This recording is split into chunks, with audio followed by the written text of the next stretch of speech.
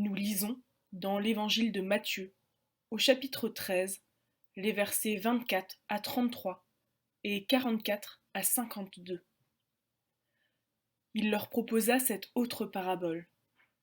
Il en va du royaume des cieux comme d'un homme qui avait semé de la bonne semence dans son champ. Pendant que les gens dormaient, son ennemi vint, sema de la mauvaise herbe au milieu du blé et s'en alla. Lorsque l'herbe eut poussé et produit du fruit, la mauvaise herbe parut aussi. Les esclaves du maître de maison vinrent lui dire : « Seigneur, n'as-tu pas semé de la bonne semence dans ton champ ? D'où vient donc qu'il y ait de la mauvaise herbe ? » Il leur répondit : « C'est un ennemi qui a fait cela. » Les esclaves lui dirent : « Veux-tu que nous allions l'arracher ? » « Non, dit-il, de peur qu'en arrachant la mauvaise herbe, vous ne déraciniez le blé en même temps. Laissez croître ensemble l'un et l'autre jusqu'à la moisson. Au temps de la moisson, je dirai au moissonneur : arrachez d'abord la mauvaise herbe et liez-la en gerbes pour la brûler, puis recueillez le blé dans ma grange. Il leur proposa cette autre parabole. Voici à quoi le royaume des cieux est semblable. Une graine de moutarde qu'un homme a prise et semée dans son champ. C'est la plus petite de toutes les semences, mais quand elle a poussé, elle est plus grande que les plantes potagères, et elle devient un arbre, de sorte que les oiseaux du ciel viennent habiter dans ses branches. Il leur dit cette autre parabole. Le royaume des cieux est semblable à du levain qu'une femme a pris et introduit dans 3 mesures de farine, jusqu'à ce que la pâte soit toute levée. Voici encore à quoi le royaume des cieux est semblable. Un marchand qui cherchait de belles perles. Ayant trouvé une perle de grand prix, il est allé vendre tout ce qu'il avait pour l'acheter.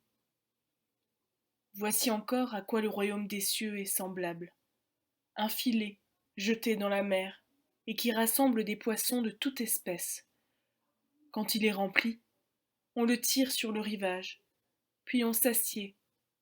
On recueille ce qui est bon dans des récipients et on jette ce qui est mauvais.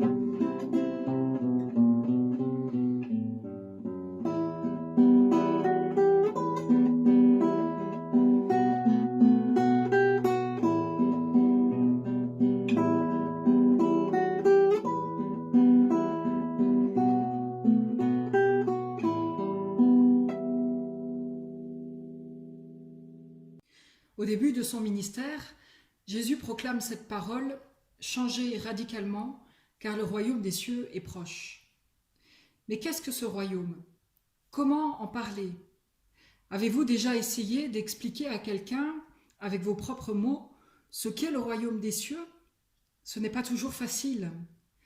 Pour sa part, et à l'image des scribes pharisiens, Jésus recourt aux paraboles.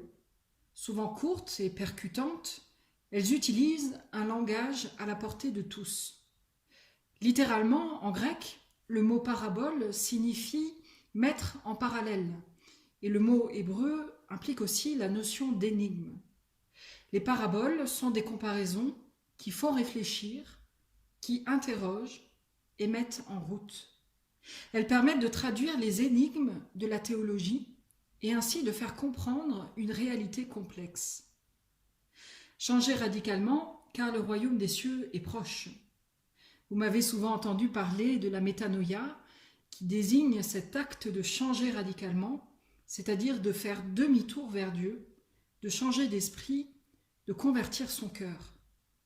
Voyons ce que Jésus entend lorsqu'il nous exhorte à convertir nos cœurs à cette nouvelle réalité illustrée au travers de 5 paraboles. Le royaume des cieux est semblable à un homme qui a semé de la bonne semence dans son champ. Mais pendant que les gens dormaient, son ennemi vint, sema de l'ivraie au milieu du blé et s'en alla. Le royaume est ici comparé à un acte qui nous échappe, mais dont nous sommes au bénéfice. En effet, le champ représente notre cœur dans lequel est semée la bonne nouvelle prêchée par Jésus. Nous savons bien cependant que ce n'est pas la seule herbe qui y pousse. En effet, en nous se mêlent de bonnes et de mauvaises herbes. En nous se mélangent les contradictions, c'est-à-dire la volonté de faire le bien, d'être un bon prochain, et en même temps nos égocentrismes, ainsi que notre désir de toute puissance. À chacun de décider quelle partie du champ il souhaite cultiver et faire pousser. S'il nous incombe toutefois de biner, de ratisser, de tailler, d'arroser, bref, d'entretenir notre jardin intérieur, afin que l'Évangile y prenne racine, et d'encourager aussi les autres à faire de même, ce n'est pas à nous de décider qui, parmi les hommes, peut intégrer le royaume des cieux. C'est ce que sous-entend la réplique du maître au serviteur. Seul Dieu peut nous accueillir dans son royaume. La bonne nouvelle, c'est que le semeur ne cesse jamais de semer. Voici à quoi le règne des cieux est semblable. Une graine de moutarde qu'un homme a prise et semée dans son champ. La métaphore agricole se prolonge. L'auteur zoome ici sur la semence. La graine de moutarde suggère que le royaume est quasi invisible, qu'il se développe lentement et en douceur. Il ne s'agit pas d'un lieu sur terre ou d'un nouvel âge d'or, comme l'espéraient les contemporains de Jésus, qui pensaient que le rabbi galiléen allait soulever une armée pour bouter les Romains hors du pays, afin de réinstaurer un règne semblable à celui du roi David. Mais il s'agit d'une réalité en processus, qui advient dans les cœurs. Le royaume se présente à nous humble et petit. Il demande du temps et des soins pour se développer. Mais lorsqu'il croît, il se révèle plus grand et solide que toute autre chose. Ses racines sont profondément ancrées dans la terre et nous pouvons assurément prendre appui dessus. Voici à quoi le règne des cieux est semblable. Du levain qu'une femme a pris et introduit dans 3 mesures de farine jusqu'à ce que tout est levé. À l'image du levain, le royaume donne de la saveur et de l'épaisseur à nos vies. L'homme ne se nourrit pas de pain seulement, mais de toute parole qui sortira de la bouche de Dieu, nous dit ailleurs Jésus.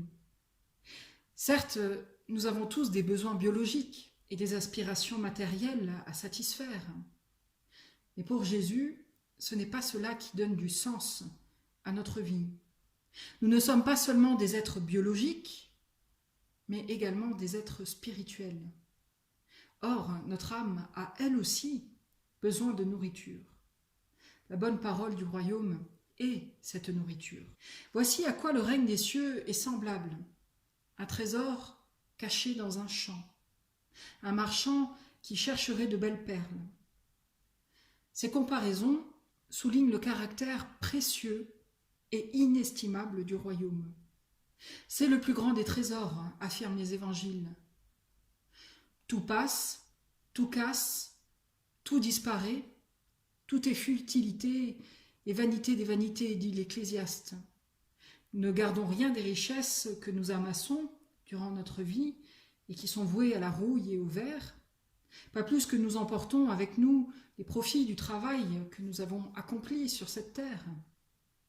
Le royaume, en revanche, est un véritable trésor, durable, qui vaut plus que tout l'or, tout l'argent et les diamants, qui sont menacés un jour ou l'autre par la rouille et l'usure. Cette parabole nous dit aussi que le royaume ne tombe pas du ciel. Il est à rechercher, et lorsque nous l'avons trouvé, il faut le préserver. Autrement dit, si Dieu vient à notre rencontre, il nous appartient de discerner sa présence et de l'accueillir.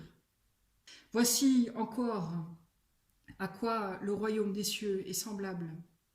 Un filet jeté dans la mer et qui rassemble des poissons de toute espèce. Quand il est rempli, on le tire sur le rivage, puis on s'assied, on recueille ce qui est bon dans des récipients et on jette ce qui est mauvais. Cette dernière parole invite l'auditeur à faire preuve de discernement entre les bons et les mauvais discours sur le royaume, comme le pêcheur fait le tri dans son filet. Attention, autrement dit, de ne pas gober les paroles des charlatans, et ils sont nombreux, qui promettent un faux royaume. Un bon repère, ce sont les conditions d'accès. Avec Dieu, il y a une seule condition, faire demi-tour vers lui, c'est-à-dire admettre que nous ne dépendons pas de nous-mêmes, que nous ne sommes pas tout-puissants, mais savoir que malgré nos imperfections, il nous aime tels que nous sommes. Être lucide sur notre condition d'être éphémère et fragile, pourtant promis à un plus grand destin que la mort. Reconnaître enfin que nous ne sommes pas seulement faits de chair et de sang, mais que nous sommes aussi des êtres spirituels, appelés à vivre en relation avec Dieu. Le royaume advient comme la parabole, voilé, énigmatique, mobilisateur, comme un mystère à percer, comme un dérangement à accueillir, comme une liberté à saisir, écrit l'exégète Daniel Marguerin. Le royaume est proche. Jésus nous exhorte à discerner sa présence au milieu de nos vies, à l'accueillir et par là même à accueillir la grâce de Dieu qui nous précède. Il nous accompagne tout au long de notre existence. Le royaume est une réalité invisible, mais bien réelle.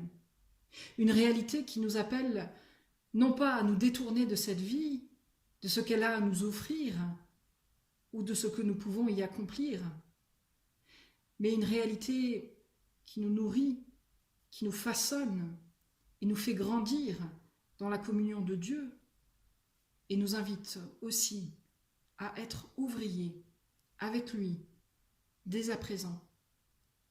Amen.